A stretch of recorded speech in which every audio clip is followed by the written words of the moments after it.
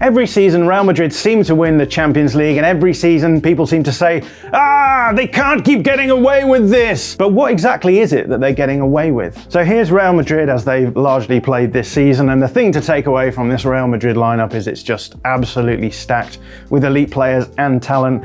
Some of the best players in the world, not least probably two of the best midfielders from the last decade in Toni Kroos and Luka Modric. But across this field, we have really great players. Vinicius Jr., really exciting talent, creative talent. Benzema has been one of the best strikers in the last couple of seasons as well. We've also got some really exciting up-and-coming players here on the field too, so Fede Valverde, Aurelien Tchouameni, and also Eduardo Camavinga as well. And actually there's a huge amount of flexibility in this team too. So Rodrigo, really exciting player, has really come on this season. He can play instead of Benzema. He can also play in the wide right position here instead of Valverde, who himself could replace Modric on this side. Modric could come across and Kroos could replace Tchouameni, and also Camavinga can play in the middle as well. So there's a lot of tactical flexibility here in this team. But interestingly enough, this team is not playing in the same way that a lot of elite teams are playing at the present time. So how are most elite teams playing at the present moment? Well, the fundamental idea that a lot of elite teams use is this concept of occupying space and using player positioning in order to be able to manipulate that space. So often when we talk about elite teams, we'll draw these lines on the board. So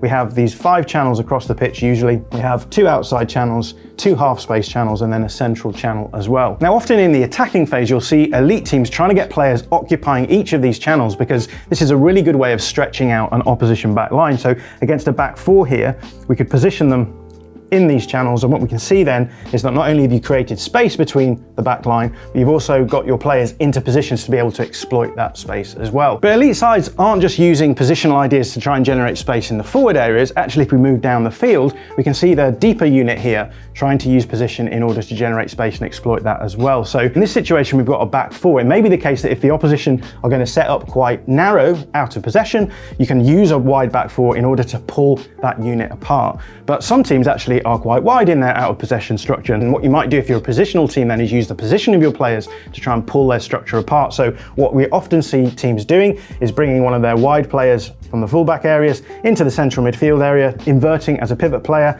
and then shifting the rest of the back line across into this unit. Now this has a couple of advantages. One, it gives you more space in the wide areas. So for example, you can find these passes into your wide forwards if they drop in, but also it brings this unit of players closer together, which means that you're able to possess the ball around an opposition press and actually move through the lines of the press. And this is what positional play is all about. It's about manipulating space in order to be able to play the ball through lines of opposition pressure. So what you'll often see positional teams doing is baiting an opposition press forward, the first line, getting it through to the next line of their build-up, and again doing the same all the way down the field, using space and position in order to actually get an upper hand tactically. And this is where Real Madrid become a little bit confusing, because if you look at this screenshot, we can see that Real Madrid are clearly trying to use positional ideas in the way that they play. So this is a game against Girona, and we can see Madrid are playing in this direction. And what they've done is they've got 2 wide players here, and they're attempting to separate the back line and generate space that can be exploited. So there's clearly positional ideas being used there. But as we said, positional play isn't just about creating space to exploit in the final third. It's also about using the position of your players deeper in the field to be able to move the ball into the final third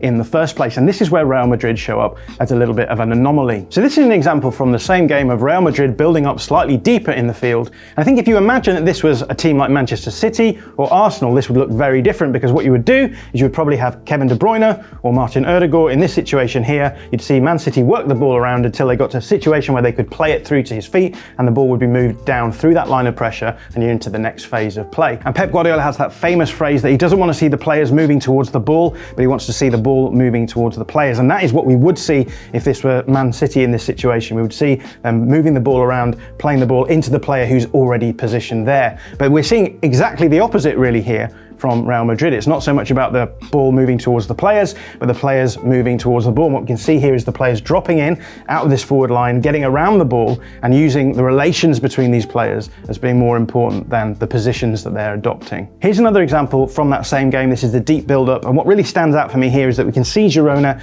in their block here, and what you might expect is for some central midfielders to be in this space here if it was another elite team, but what we actually see is all 3 of Real Madrid's central midfielders outside the block, trying to build up the ball, trying to solve the progression problem that is being presented to them. And this is nothing like what you would see from most other elite teams. Now, in the previous section, I used a very important word, and that word was relation, because when we've been talking about positional teams, we've been thinking about the way that those teams have their players in certain positions to enable them to manipulate space and move the ball down the field. But with a team like Real Madrid, their focus is less on position, more on relation. And the idea behind this is that when you have these elite technical players in your central midfield, then you might think that these more positional structures are less important for you to move the ball down the field. What you can actually do is get these players moving close together and being able to solve the problems between themselves on the field that still allows them to move the ball down the field into those more dangerous areas. And so what we're seeing from Real Madrid is that rather than using positional structures to solve these problems in possession, what we're seeing is actually talented individuals and the relationships between them on the field to solve these problems,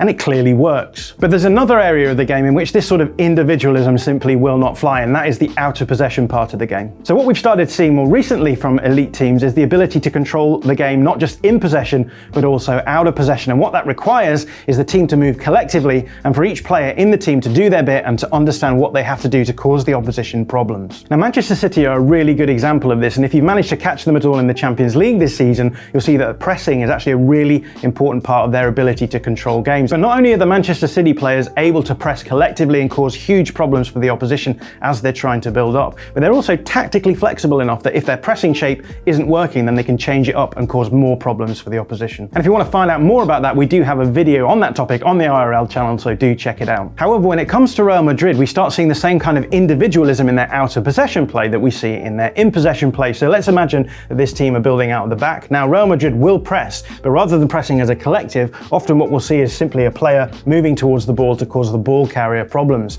And what will happen is that actually if the ball is moved across to the other side, what you'll see is another player move towards the ball. And the problem is that when you press in that way, you actually do leave a lot of space that can be exploited. All it takes is a couple of passes to move through that initial line of pressure, and then you're already moving towards the opposition half. And we've actually seen this happen for Real Madrid quite regularly across the last few seasons. And the problem with this approach is that if your first line of the press can be broken quite easily, actually what ends up happening is the opposition progress the ball down the field and you end up falling into this low block. And then your best option becomes playing counter-attacking football, and then you're relying on your team being more efficient in those counter-attacking moments than the opposition. Now that's fine if you're Real Madrid and you have some of the best attacking players in the world, but in the long run it's not particularly sustainable. And that's why people keep asking, how do they keep getting away with it? But it's clearly working, and they have all of these Champions League trophies to show for it. Now it does mean that Real Madrid have to rely on bringing through elite talent consistently, and as the Premier League starts hoovering up more and more money, it could become a harder task. But at the moment that's fine, and they still have that prestige to bring the really elite players to their club. But the real problem for me is their out of possession play, because an inability to control the opposition out of possession means that you simply cannot control games, and actually that approach in the long run is probably not sustainable enough. And as the other elite teams get better and better at pressing,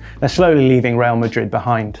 If you like this video, please consider subscribing to the channel. The Athletic is home to some of the world's best sports journalists, including journalists dedicated to each Premier League team, so every fan gets the coverage they deserve, not just the big clubs. And you can try it for free now for 30 days. See the link in the description.